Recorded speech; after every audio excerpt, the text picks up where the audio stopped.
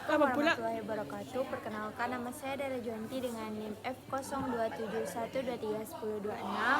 Di sini saya akan mengerjakan tugas dari Bapak Saidi dengan mata kuliah psikologi perpustakaan. Nah, untuk yang pertama yaitu bagaimana penerapan teori belajar dalam layanan perpustakaan. Penerapan teori belajar dalam layanan perpustakaan dapat meningkatkan efektivitas dan kualitas layanan yang diberikan.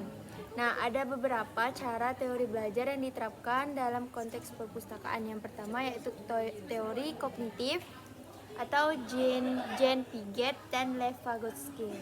Nah, yang Piaget itu perpustakaan dapat menyusun koleksi dan kegiatan berdasarkan tahap perkembangan kognitif pengguna. Misalnya menyediakan buku dan materi yang sesuai dengan usia dan tingkat perkembangan kognitif anak.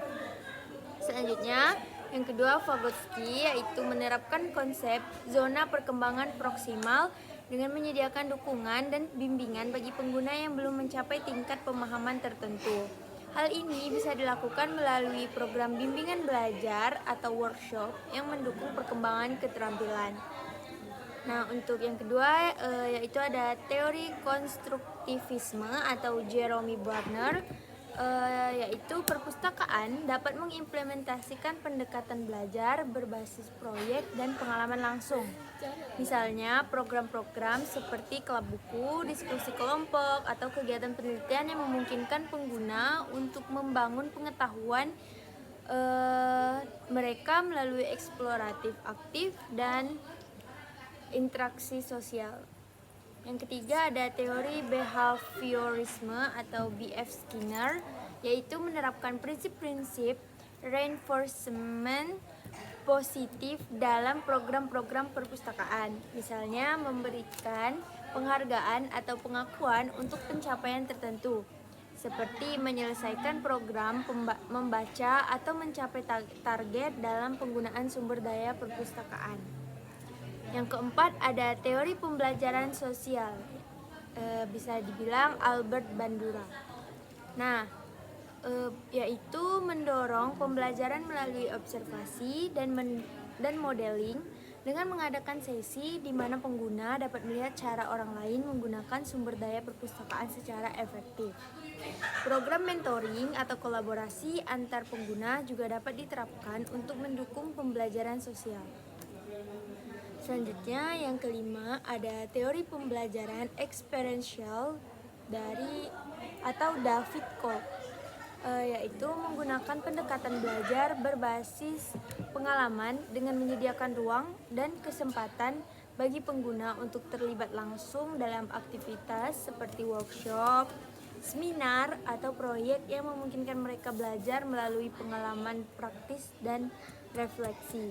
Nah, dengan menerapkan teori-teori ini, perpustakaan dapat menciptakan lingkungan yang lebih mendukung pembelajaran dan pengembangan pengguna, meningkatkan keterlibatan dan memfasilitasi proses belajar yang lebih efektif di perpustakaan dan lebih bermakna untuk para pengguna perpustakaan tersebut.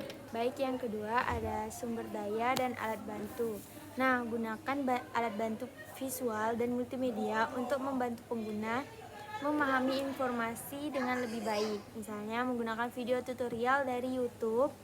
Nah, setiap pengguna itu kan datang dengan maksud dan tujuan. Mungkin tujuan mereka datang ke perpustakaan untuk mencari informasi mengenai tutorial dari pembuatan hal yang mereka ingin lakukan. Nah, jadi mereka bisa mendapatkan alat bantu dari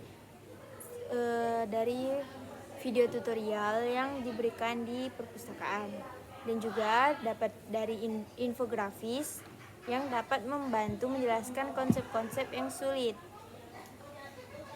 Yang kedua ada teori konstruktivisme, dibagi menjadi dua juga. Yang pertama ada aktivitas berbasis proyek, nah yaitu rancangan program dan kegiatan yang berbasis proyek yang memungkinkan pengguna untuk belajar melalui eksplorasi dan pengalaman langsung.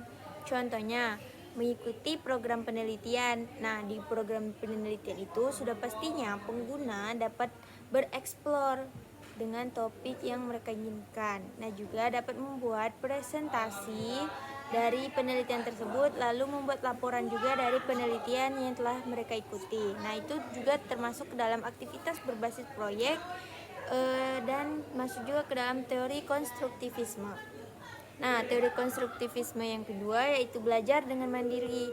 Sediakan sumber daya yang mendukung pembelajaran mandiri, seperti koleksi buku DIY. Nah, koleksi buku DIY itu bisa membuat pengguna itu belajar dengan mandiri, karena kan melakukan koleksi buku DIY itu memerlukan partisipasi oleh diri sendiri juga. Nah, selanjutnya ada akses ke kursus online. Nah, akses ke kursus online ini juga termasuk ke dalam belajar mandiri karena mereka secara individu dapat melakukan kursus secara online dengan masing-masing ataupun individu tadi seperti yang saya katakan. Lalu dapat juga melakukan panduan penelitian yang mendorong pengguna untuk melakukan informasi secara mandiri. Nah, di dalam belajar mandiri juga bisa melakukan panduan penelitian yang dapat mendorong agar kita itu bisa menemukan informasi secara mandiri. Jadi kita mengikuti panduan dari sebuah penelitian. Nah, jadi kita bisa menemukan informasi secara mandiri. 3 kali dah. Selanjutnya ada yang ketiga yaitu teori behaviorisme. Nah, di teori behaviorisme ini terbagi menjadi 2. Yang pertama ada sistem penghargaan. Nah, sistem penghargaan ini sangat baik untuk diterapkan dikarenakan dapat memotivasi pengguna. Misalnya memberi sertifikat atau penghargaan dari pencapaian yang telah diselesaikan dari pengguna tersebut, pengguna perpustakaan tersebut. Seperti mereka telah menyelesaikan program membaca atau juga mereka telah ikut berpartisipasi dalam sebuah kegiatan yang telah dilaksanakan oleh perpustakaan tersebut. Jadi hal tersebut tuh bisa diberikan sistem penghargaan agar mereka juga merasa, oh ini nih yang saya dapatkan. Nah, jadi mereka bisa bangga terhadap diri mereka masing-masing karena telah diberikan penghargaan. Selanjutnya di teori behaviorisme ada juga program terstruktur.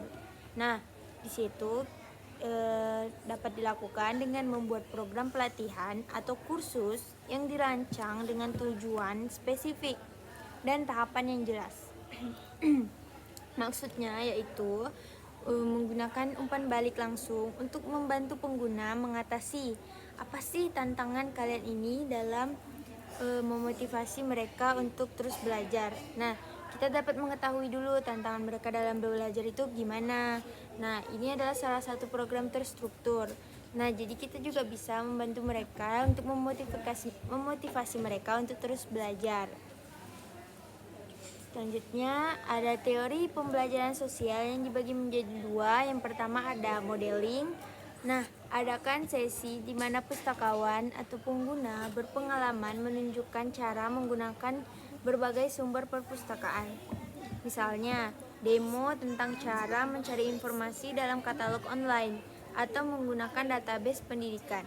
Nah, melakukan demo tentang cara mencari informasi dalam katalog online itu juga termasuk ke dalam teori pembelajaran sosial di bagian modeling.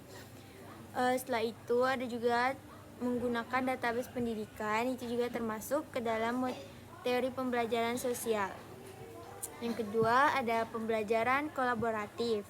Nah, fasilitas di sebuah kelompok diskusi atau proyek dari kelompok tersebut itu juga pengguna dapat saling berbagi pengetahuan dan pengalaman mereka kepada teman sekelompoknya. Nah, itu dapat membantu dalam proses pembelajaran kolaboratif yang ada di pembelajaran sosial. Dikarenakan program ini bisa membantu mereka untuk saling berbagi dan dapat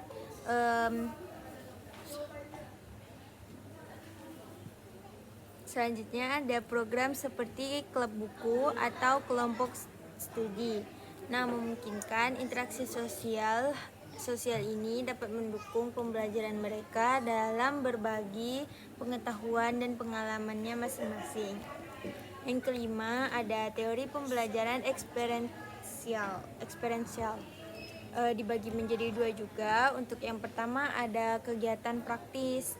Nah, kegiatan praktis ini biasanya itu menyelenggarakan workshop, seminar atau sesi praktikum yang memungkinkan pengguna untuk belajar melalui pengalaman langsung. Jadi mereka mendapatkan pengalaman dari melakukan workshop, seminar atau sesi praktikum. Nah, dari hal itu mereka bisa mendapat pengalaman yang lebih banyak.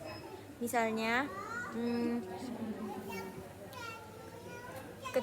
tentang keterampilan teknologi informasi. Nah, mereka itu bisa melakukan penelitian dengan tema tentang keterampilan teknologi informasi, sehingga mereka mendapatkan pengalaman dari bagaimana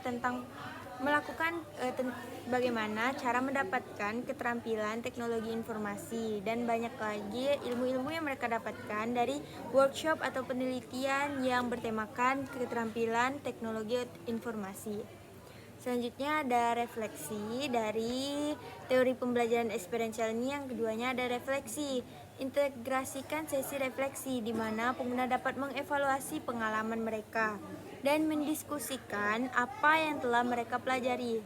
Hal ini bisa dilakukan dengan forum diskusi, kelompok belajar, atau umpan balik setelah acara yang dilakukan.